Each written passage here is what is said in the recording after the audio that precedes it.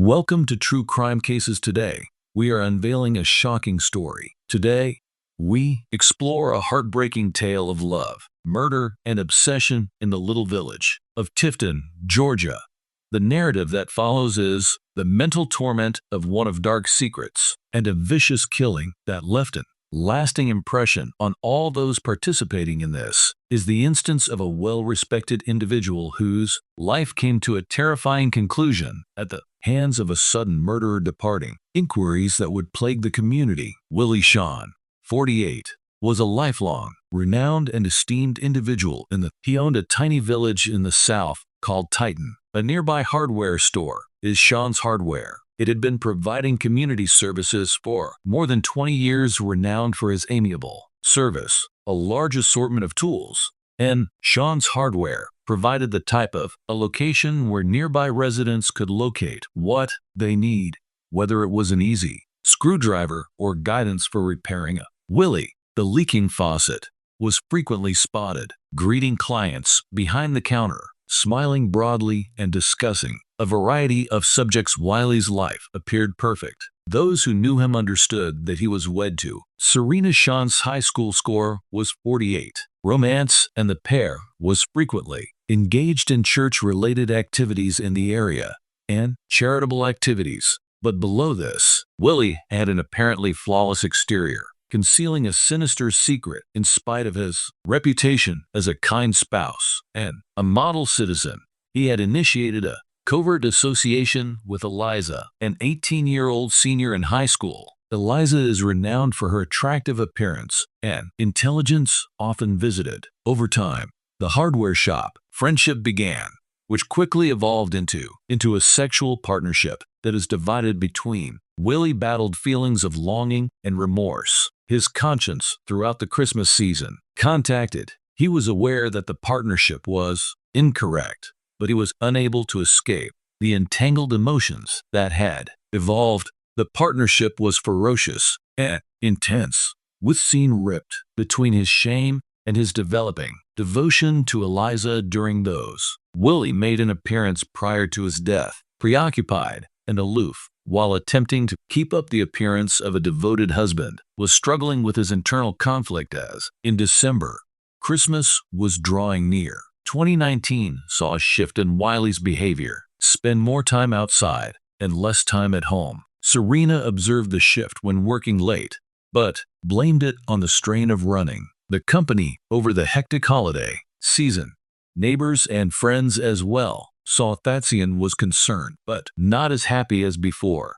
But nobody might have predicted the impending storm, a storm that would be under the surface, quickly destroy the tranquility of their little town. It was December 22nd morning, just a few days before Christmas in 2019. Tiffany was calm, with the majority of locals concluding their Christmas decorations or shopping around 9 o'clock. Shawn's Lie went back to their house following the Sunday service, where she had been at First Baptist Church, offered to assist in getting ready for on Christmas Eve. She observed Willie's. There was a vehicle parked in the driveway that looked strange, since he had brought up, "I need to get some last-minute materials for the shop." When Serena walked in, the first residence on Bride Street, the fresh pine was the first thing she noticed. The sand from their Christmas tree. The tree was still decked together, illuminated by multicolored lights, and underneath it were thoughtfully wrapped presents, some of which had her name on them. But there was a problem. There was an uncanny silence in the house. Francine did not answer her call for him. Serena entered the living room, saw a scene that will stay with her forever. Will's dead corpse rested on the floor next to the encircling Christmas tree. By tinsel and broken decorations on his head, was drenched in blood, like a hammer and a torn enchilada were lying, encircled by something she could only. Serena collapsed, supposing it was her husband's blood. Her body shook to her knees as she made an effort to understand what she was witnessing. She was overcome with panic, yet she forced herself to remain composed long enough to make a call. 911. Her voice faltering as she described the circumstances to the operator's, tears pouring down her cheeks. "My God, when the spouse isn't breathing, the operator yelled, "there's blood everywhere." attempted to calm her down while teaching her to wait and not touch anything outside for paramedics and police to reach the peaceful street in a matter of minutes was illuminated by a dazzling display of neighbors of emergency trucks peeked out from their windows, whispering to each other, themselves, and making assumptions around what. Serena sat on the front porch after it had happened, stunned and disoriented, unable to grasp just how, in a flash, her life had transformed. The Taylor Police Department showed up on the scene shortly after Serena called 911. Detective was in charge of the investigation. Veteran officer Nora Collins has more than 15 years of expertise, renowned for her keen perception and systematic. Detective Collins was respected for his approach by her peers and dreaded by criminals as she emerged from her unmarked vehicle. She was hit right away by the contrast between the joyous ornaments on the Sean residence and the gloomy scene she will encounter within. The living area had an unsettling combination of Merry Christmas and vicious violence. The tree's Christmas lights flickered, gleaming off the shattered decorations. Wiley's corpse was lying on the floor, dispersed. His head was close to the tree's base, smashed, seemingly, by several strikes. Blood had been spattered on with a hammer. The decorations in the area, soaking the detective of wrapping paper and ribbons. Collins looked at the scenario in her head, working rapidly. She started piecing together what may have occurred. Beside Will's body lay a hammer, promptly gathered as proof of the crime scene seemed strangely bloody, had no indications of battle outside of the nearby area. It appeared as Thosian had been totally unprepared for the forensic team showed very soon after the leader, Dr. Philip K. Wong's thorough and meticulous medical examiner, who was well known for his exact work. Dr. Wong started looking at Wiley's body and observing the serious head injury that most likely resulted in. He calculated the time of immediate death. Death is scheduled for 1 p.m. and midnight, the night before. Depending on the condition of, Detective Collins gave the order to Mortis, her group, to gather as much information as possible, proof that they collected fingerprints, images, and look for any additional hints that might identify the murderer. Additionally, they spoke with Lynn Sean, who remained in disbelief, but was able to offer a simple chronology of Wiley's and her morning actions from the day before. As the detectives' inquiry progressed, Collins couldn't get rid of the sensation that this had been a passionate crime. The attack's severity indicated deep feelings of envy or rage that often encourage such violent outbursts. But who Willie Sean may have been loathed, so it would be cruel to kill him. Collins was asked the question, resolved to respond in the first person. Nora Collins, a detective, chose to. Eliza was the subject of the investigation, 18-year-old senior in high school who had also been the covert lover off-scene. She participated in a number of extracurricular pursuits, such as she recently participated in the school drama club, playing Tiny Tim. Audiences were impressed. In a Christmas production in the area, Carol. Yet underneath her flawless facade, Eliza's emotional fragility was a characteristic. It has become increasingly apparent in recent. Eliza stayed with her mother for several months. Miley in a modest yet well-kept home on. The Miley were on the outskirts of town. Miley was well known for being private, renowned in the neighborhood for being domineering and fixated on her appearance of the daughter, particularly after the father of Eliza came out as homosexual and departed from the family. When Detective Collins reached the home of Miley in the afternoon of December 22, she discovered Eliza is still in her room in her jammies, clearly affected by scene's news. Death was a normal adolescent in the room. Sanctuary featuring pop singers posters like as Ariana Grande and Taylor Swift. But there showed Eliza's passion as well. Detective Collins saw a thing with scene, framed image off scene, without a shirt on. Eliza's diaries and her bedside table had several illustrative entries regarding their sexual liaison throughout the. Eliza initially cooperated throughout the interview, but soon felt sentimental. When inquired about her connection to, she acknowledged the affair. Sean, explaining how they had become close. Eliza disclosed last year that she had developed a genuine affection for Sean and had even entertained future fantasies together.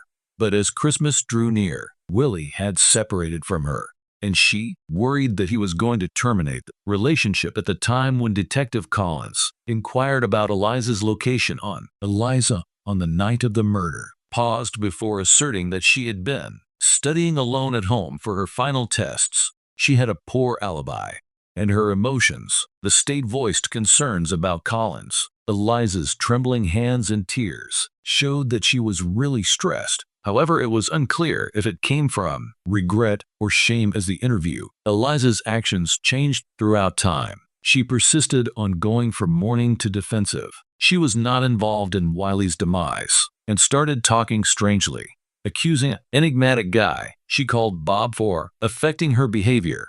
Eliza asserted that Bob had persuaded her to keep either having sex with Sean or not. He would torment her. But when the investigator, Collins, requested further information from Eliza, become a confused and evasive detective, Eliza's argument did not persuade Collins. Describe how she combined her emotional instability and her fixation on Willie's feeble alibi turned her into a primary suspect. Although Collins was aware that she needed more verifiable proof beforehand, arresting someone and conducting an inquiry into Eliza was still alive and well. Collins was committed to revealing the real story behind Sean's terrible death.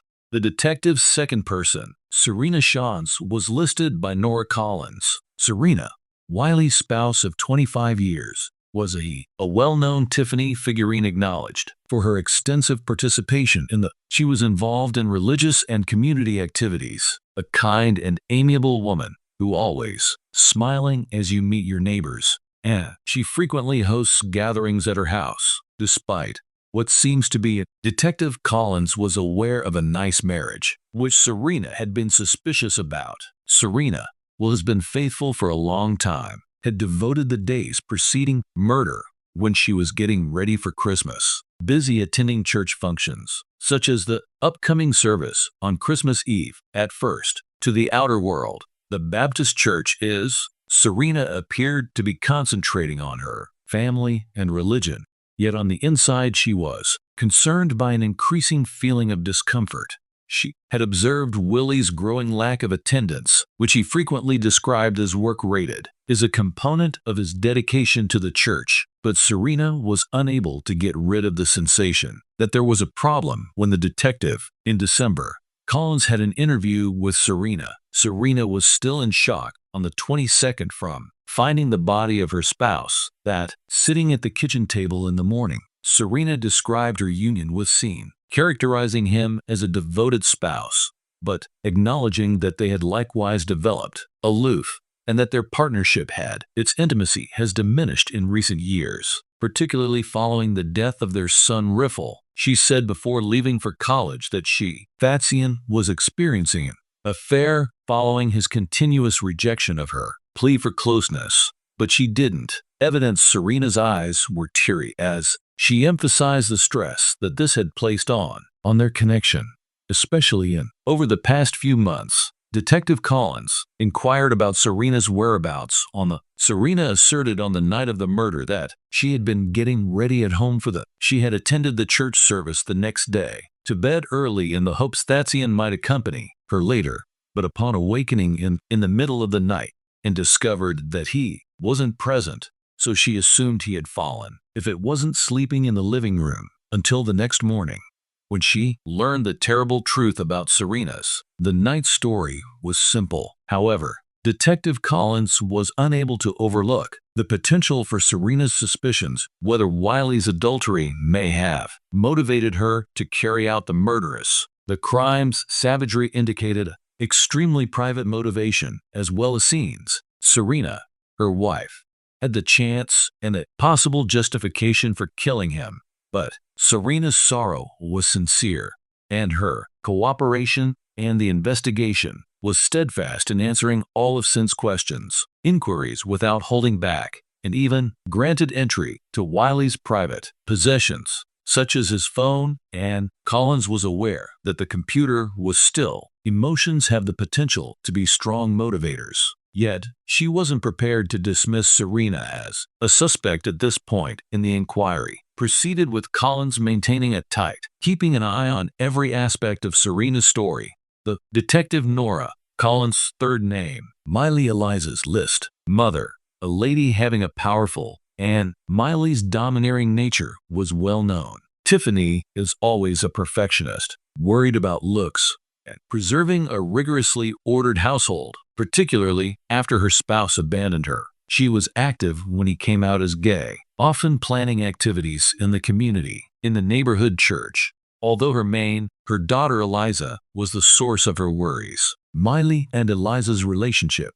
Eliza Young has always been uptight, lovely, and sexy, had been the focus of Miley's infatuation. Worry about Eliza being controlled by Miley encompassed all facets of her existence, ranging from her attire to her social connections that were well recognized among Tammy's neighbors, have extremely high anticipations for her daughter, and was frequently severe when those standards were not met. In fact, there were reports that Tammy, Eliza, was harshly punished with one especially unsettling tale that claims that Eliza would be spanked by Miley anytime her daughter was attractive, in her opinion. Much focus from the males in the Collins, the community detective, came up to Miley the day after on December 23rd, when the body off scene was discovered. Tammy was at home, apparently unfazed by the events of the day before. She welcomed Collins into her spotless living area, embellished with classic Christmas decorations, ornamentation, such as an exquisitely decorated. Miley seemed at ease with a tree and a nativity scene, and calm while she talked. Yet there was a subtle strain in her manner. Collins asked at the start of the interview Miley regarding her connection to Zian. Tammy praised Zian right away, characterizing him in a detached way as a decent man and a community leader. But when the topic of discussion turned to Eliza, Miley's voice grew increasingly. She acknowledged that she had been cautious, angry at Eliza's recent actions, seeing that her kid had begun putting on makeup while wearing a bra, and the weeks preceding the homicide, when Collins asked Miley whether she was aware of Eliza's sexual liaison with something she'd been attempting to prevent Miley's poise from faltering. She denied knowing about the relationship, but acknowledged that she saw that Eliza had started to dress like. Miley said she was a prostitute, said that she had attempted to speak with Eliza over it. Nevertheless, her daughter had disregarded her insistence that everything was all right. Collins was unable to overlook the potential for Miley's jealousy, and she may have been motivated by a craving for control to carry out Miley's murderous need to manage both her daughter and, given the possible scandal surrounding Eliza's sexual liaison with an elderly, her darkest dread may have been a guy. This provided her with a believable reason. Yet, Miley stayed composed and icy the entire time. The interview revealed minimal evidence of regret or shame.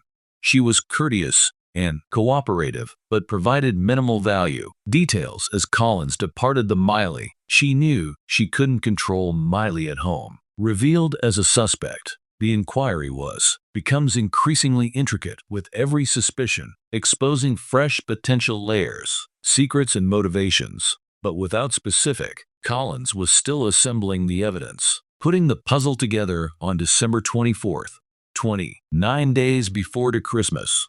The course of the research changed significantly. Tifton had a chilly, overcast morning. Georgia, where the temperature is hovering. Nora Collins, a 40 degrees fall detective, and her group went back to Sean, home, carefully reviewing each and every area of the murder site that was found to discover any hints they may have overlooked. As the group searched the home, and an officer saw an odd range close to the hearth. Amid the meticulously wrapped Christmas presents, he discovered a little, slightly concealed ripped piece of paper. The paper looked like a rug beneath the rug. Handwritten message, but only a portion of it was. It stated, in legible form, "Dirty guy. Meet me at, afterward, a time 1 p.m. as well as the initials MK. This finding right away attracted the attention of Detective Collins. The initials MK seems to be the same as Willie Eliza's covert lover. Thus, the note's stated time also coincided when Wool is expected to die. Collins understood this may be the crucial piece of information connecting Eliza straight to the location of the crime that evening. After the crime, Collins promptly issued an order for forensic examination of the message in an effort to ascertain if the handwriting corresponded. The message from Eliza was delivered to the Georgia Bureau of Investigation in Atlanta for more research. In the interim, Collins made the decision to go back to Eliza's house in order to look for anything that could link her to the crime or the note. At the home of Collins and her colleagues at Miley discovered a journal in Eliza's sleeping quarters. The notebook, concealed beneath her mattress, included unsettling entries regarding her fixation on scene, which includes thorough explanations of their sexual meetings and arrangements for a covert meeting. He was one of the December submissions. The time and location matched the 22nd, stated in the memo located at this fresh proof was brought home to Sean. Important, since it not only positioned Eliza at the location of the murder,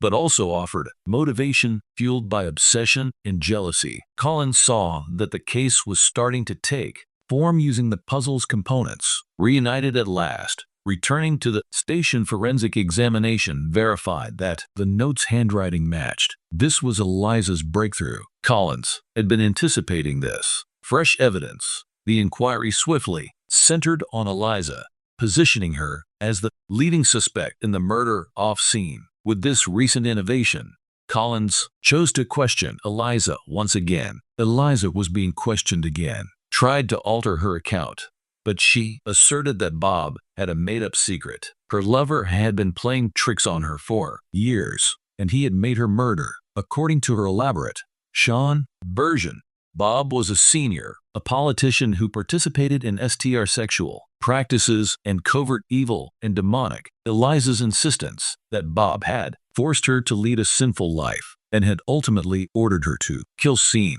But the cops weren't not duped by Nora, her tail sleuth, Collins. The leader of the falsehoods were exposed by the probe. Even though Eliza tried to change the fault, the proof was unambiguous, and the note's handwriting was discovered at the atrocities that she and Eliza witnessed. Insane journal notes depicted the image of a young lady engrossed in anger and envy. When faced with, Eliza once more attempted to use the evidence to change her account of what happened this time. According to her, Bob wasn't a genuine person, but a mental voice, and that she had a mental health condition. She said that she had no control over her things that happened the night of the murder, but the cops did not think she was persuaded because Eliza was lying. To conceal her December 26th offense, Eliza was formally detained in connection with Scene's murder. She was arrested without, as uncannily composed as she was. The tiny town was taken away while handcuffed.